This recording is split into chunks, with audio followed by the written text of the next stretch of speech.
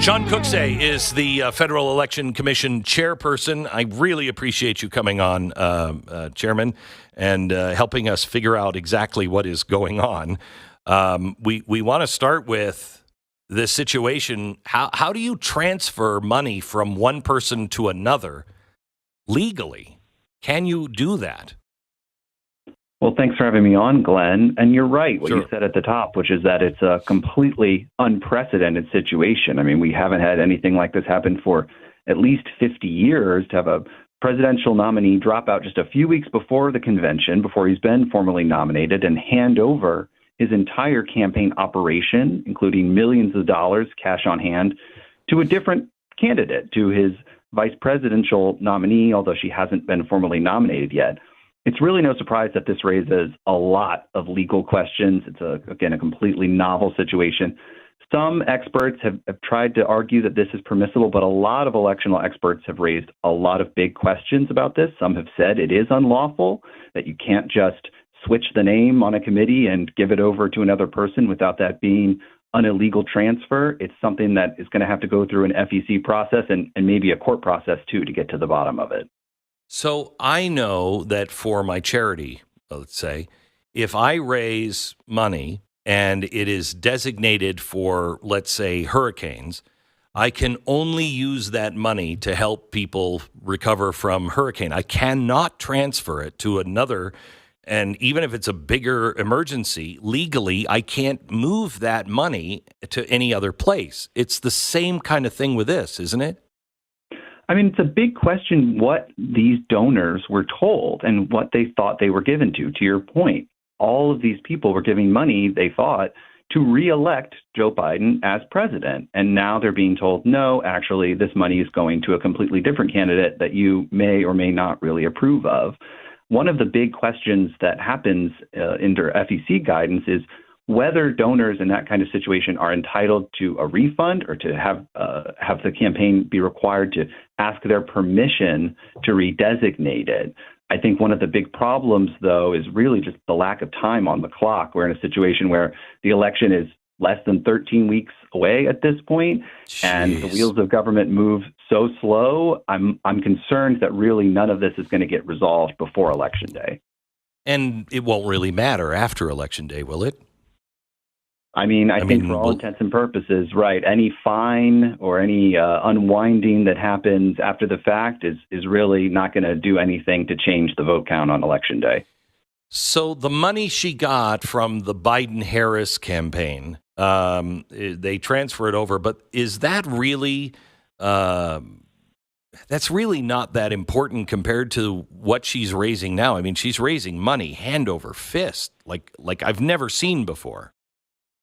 No, I think that's a fair point about maybe why at the end of the day this won't matter much. I mean, reportedly, both the Harris committee and the Trump committee, right, are raising hundreds of millions of dollars every month. They have to report that to the FEC every month on the 20th. So, for example, in a little bit less than 2 weeks here, we'll get the hard numbers on what they raised in July. Harris committee, I believe, reported over $300 million raised. So it may be the case that whatever cash was left over from the Biden committee doesn't make a big difference at the end of the day. We're talking to the Federal Election Commission chairperson. He's the guy who is, at the SEC or the FEC that is making sure that all the money is on the up and up and everything is played by the rules. His name is Sean Cooksey, and Sean, to be fair to them,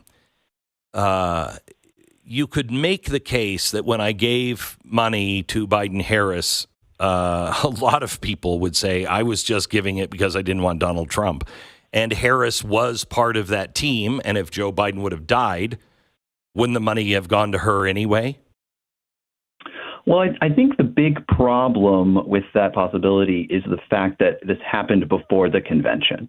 And so one of the big sort of open questions is what happens when she's on the paperwork. It's called, they call her the vice presidential nominee, but she really hasn't gone through the roll call vote. She hasn't been nominated by the convention yet.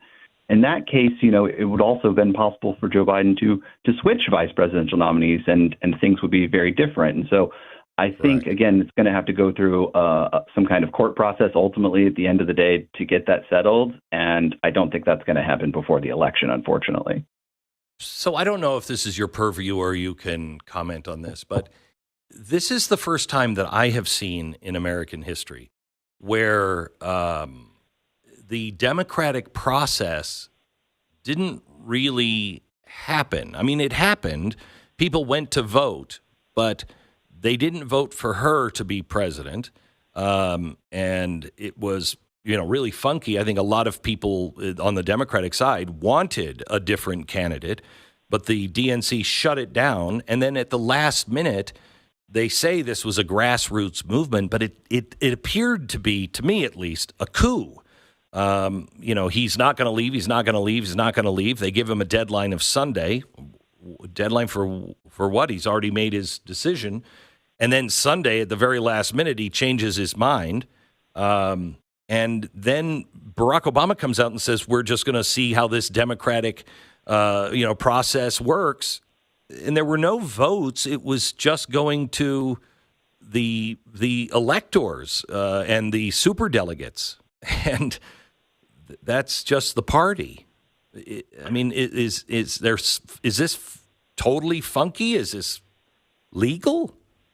I think you're right that it is absolutely not a grassroots nomination process. I think it's really the exact opposite of that, which is party leaders, party elders coming together to decide, amongst a couple dozen of them, who they want as their nominee. And in fact, it's really sort of a throwback to the way parties used to nominate presidential candidates, right? Sort of in the proverbial smoke-filled rooms where they would say, primaries be damned. We don't really care what the voters think. We're going to just make a selection as the bosses of who's going to be up for president. And I think that's really kind of a good summation of what happened here. And is that still legal to do that? I mean, the parties get to make their own rules, right? Right. That at the end of the day, the parties make their own rules. They chose, several decades ago to really go to primary voting processes, but they don't have to do that. Ultimately, the party decides how they want to select their nominees. Okay, so tonight we have been following this ActBlue and all of these organizations that are raising money for the Democrats. And to me, and I'm not asking you to comment on this, nor am I putting words in your mouth. This is me saying this. I've done enough research on the Tides Foundation to know how this shell game works. And they're raising all kinds of dark money through things like ActBlue. And they're setting up all these different organizations. And I guess you can do that. That's fine. But the one thing that is happening now is there are reports that they're doing something called smurfing, that's been called smurfing, and that is if somebody makes a donation of, let's say, $100, all of a sudden it'll show up on the books that they made an $18,000 donation, and they did it in ways that aren't even humanly possible. And we looked into this tonight. I mean, when we show you this, America, I think you're going to be flabbergasted. James O'Keefe did a recent report where he highlighted donations to a Cindy Noe, Nowe, of Maryland. She claimed to have not made the majority of the donations. If you go to the FEC data page on Cindy Noe of Maryland, the donations through ActBlue do seem suspicious. We're not saying that it's illegal. We don't know yet. Coincidentally, through an accident, as we were double-checking the work, one of our researchers typed in Cindy Rowe, Rowe, of Massachusetts, and you find the same exact donation pattern on a Cindy Rowe instead of a Cindy Noe. So, yes, James O'Keefe was right about Cindy Noe, but the same pattern is there with Cindy Rowe. What makes it even more suspicious is that the names are nearly identical, only one difference. Are you guys looking into these irregularities here or these strange instances? Well, as you said, as a matter of law and FEC policy, I can't comment on any investigation the FEC may or may not be doing. But what I can say at a general level is that the FEC takes misreporting and straw donor schemes, which is, I think, another name for what you called smurfing. We take those things extremely seriously. Those are some of the most serious violations that we have at the FEC, where you are misreporting your identity on campaign finance reports, where you are giving someone else money in order to make a political contribution for you. Those are very serious violations. Many people have gone to prison for those kinds of things. And I know that this is an issue that reporters have been focused on. I know it's one that other government agencies are looking into. The Virginia Attorney General, I know, and the Committee on House Administration in Congress are looking into this. I think it's worth watching their work on that issue and any results that come out of their investigations.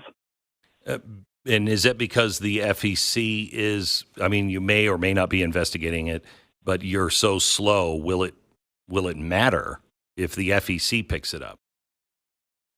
Well, ultimately, we do move as fast as our resources allow on any enforcement matter, and there are also opportunities for private parties to get involved if we move too slow under the statute. Whether something can come out. Wait. What does that mean? Private parties can get involved. What does that mean? Well, under the statute for the FEC, when you file a complaint with the FEC, any private person can file a complaint with the FEC alleging a violation of campaign finance law.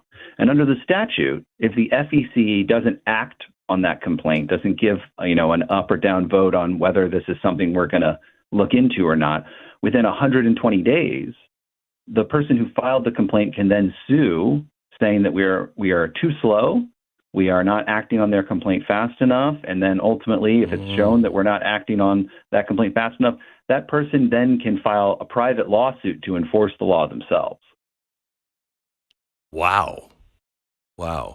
And the Virginia Attorney General, I'm not sure, if you can answer this or if you even know the answer, but the attorney generals, they can only look at the potential fraud that's happening in their state. So Cindy Rowe in Massachusetts would have to be the Massachusetts Attorney General? I don't know the specific limits on their authority. Certainly, attorney generals have really wide-ranging, subpoena authority and investigatory authority to launch their own inquiries into these things, to start demanding documents and witnesses and interviews. Whether that could be limited to just their own states, it might depend on the state. It might depend on where ActBlue is operating and where their servers are and things like that, sort of as a jurisdictional question. So I think the one thing that you do know, though, is that Congress has jurisdiction throughout the entire country, and they wouldn't be limited in that kind of way. One last question, and we've got to run because I have a network break. But they'll say that this is just all politics. This is just a smear campaign. I don't want to be involved in any of that. I want to look for real things. Is there enough smoke here to believe that this is worth questioning? No outcome, but it is a legitimate line of inquiry. I mean, I think the actions sort of speak for themselves here when you have multiple agencies, members of Congress, attorneys general who have been alerted and are interested enough to operationalize their offices to sort of get machinery moving to get the facts. I think that really speaks for itself. This is the Federal Election Commission, the FEC Chairman, Sean Cooksey. Sean, thank you so much. God bless. Thank you so much, Glenn.